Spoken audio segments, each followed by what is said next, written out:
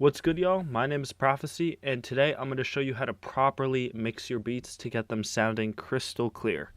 I'm not going to waste your time. Let's get straight into it. Going over to FL. As you can see, I already have a beat up and ready to showcase some of my tips and tricks I'm about to show to you.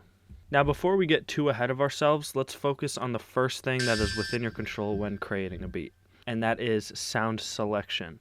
Though this is the first step, I see many people making some mistakes here. When creating your melody, you should have sounds that take up a specific designated spot in your range of frequencies. But one of the mistakes that I see many people making is you can just get lost in the flow. You're cooking up something, it sounds fire, but then you lay some drums on it and you boost the master volume to where it should be hitting, and it just sounds like shit. And a lot of the time it can be brought back to the sound selection in your loops.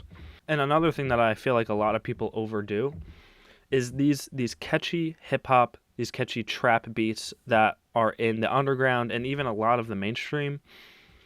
The melodies are very simple. There's only 4-5 components. So for this beat, I'm going to play you the full melody, and I want you to listen to the clarity that comes from only having 3 components.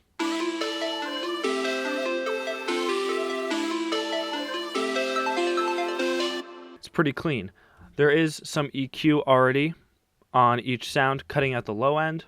And another thing I like doing when I have all my melody components set to a mixer channel, I send them to a loop bus channel.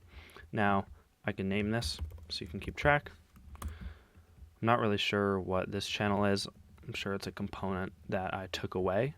A really good thing to do is when you're making loops, it sounds a bit muddy, take away components. Just mute the lead that you added, mute the pad.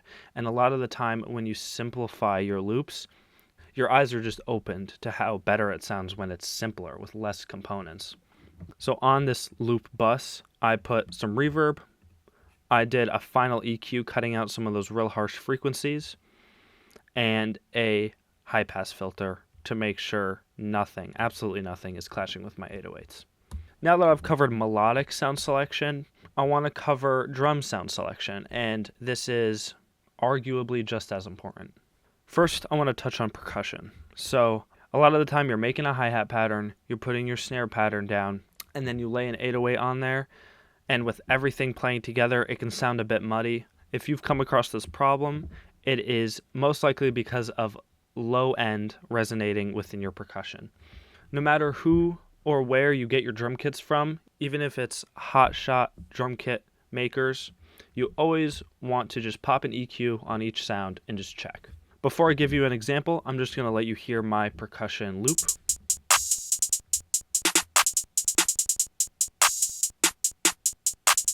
So if I laid out this pattern, shot each of those sounds to a mixer channel, let's just do a little experiment. Pop an EQ on the hi-hat.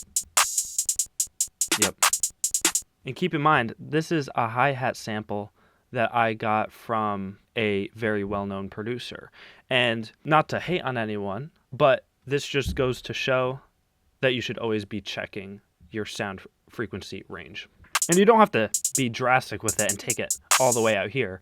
So I'm going to take it around here.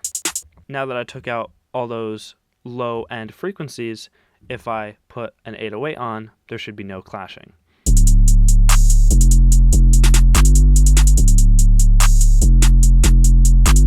That 808 sounds real crisp in the mix. So if you've been conscious of your sound selection while making your loops, you've been conscious of your sound selection while making your beats, you always double check the frequency range of your percussion, you should be sounding pretty clean so far. And these aren't a series of tips and tricks that you can just latch onto and replicate perfectly each time. This takes training your ear, this takes practice, but it comes naturally while doing what you love, while making beats. So it's not, I'm going to train my ears for 5 hours today. No, you just do your thing, make your beats. When you come across a muddy mix, dissect your beat, break it apart one piece at a time and see what the root of that muddiness is.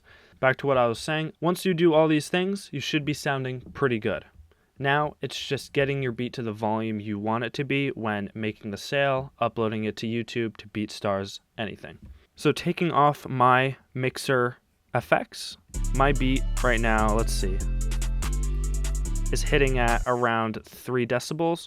Now, it is good to have headroom in your beats to leave room for vocals, but rappers also want their first time hearing the beat to be loud. They want the 808 thumping, they want it sharp, so we're going to bring up the volume a little bit. First, I like to boost some nice high-end frequencies to give it the beat a nice polish. There are multiple ways to do this. You see this little box down here. While playing your beat, you can mess with these knobs. These will boost pretty neutral frequencies within the low, mid, and high end. But the other way that you can do this is what I use, a free plugin called Fresh Air.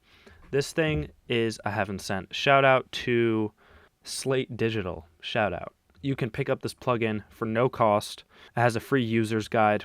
I'm not sponsored in any way. I've just been using this for years. You pop on Fresh Air. They have a number of presets, but you always want to mess with each preset a little bit. See, the mix bus polish has a preset of 20 high sparkle and 30 mid boost. There's a little button in the middle that links these two buttons together, so when you move one, they both move the same amount, or you can move them separately. But mix bus polish is my go-to, but I always bring it down a little bit. I bring it down so this one's around 10 or 9 each time because I feel that the straight up preset is a little too strong. Fresh Air alone does boost the volume because it's boosting certain frequencies. So now that our beat is a little louder, I'm going to say this, and this is what I tell everyone when asking me for tips: less is more. You want a catchy melody? Only have 4 or 5 components. You want some banging drums, hi-hat, 808 snare, 2 or 3 percussion. Don't overdo it. Same thing with mixing and mastering. You don't want to have 5, honestly, any more than 3 plugins on your master channel. So for me, I add a fruity limiter. When you first open it, the release and attack will be somewhere around here. Bring those down, and then your gain will be neutral. Right now, my beat is hitting maximum around 3. Let's play the beat and just mess around with the gain.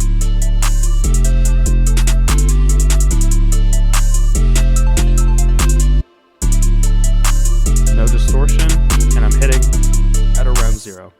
All right, a quick summary of what we went over today. Sound selection for your melody. Before you even get to the mixing and mastering process, make sure your sounds actually work together. Number 2 is drum sound selection. And then the third thing that we went over today is mixing and mastering. The thing that you want to keep in mind is less is more. Do not flood your mixer channel with a soft clipper, a limiter, fresh air, and a sound goodizer. Some people do this and expect their mixes to pop, but it is going to do the opposite. It's very counterintuitive, and it's going to set your mixes back. I hope this video was helpful. Let me know if I should do more stuff like this, and tap in to see my previous video on how I made beats like this in the style of Ken Carson. Consider dropping a like and a follow, and have a great rest of your day. Peace.